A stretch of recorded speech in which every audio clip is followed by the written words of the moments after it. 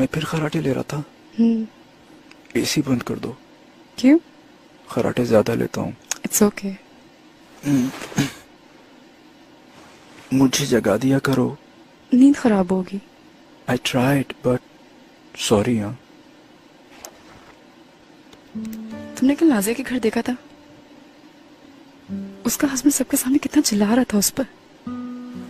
कितनी एम्बैरेस लग रही थी वो। हाँ। तुमने मुझ पर कभी इतना शाउट नहीं किया। नहीं। फिर खराटे चलेंगे। सो जा। Thank you. अब इंसान कोई मशीन तो है नहीं जो परफेक्ट हो। हमारा एसी कमरा ठंडा करके बिल तो 30% कम कर देगा। हाँ, अगर शौहर के खराटे कम ना हो तो संभाल लेना। कैनवुड, खुश रहो।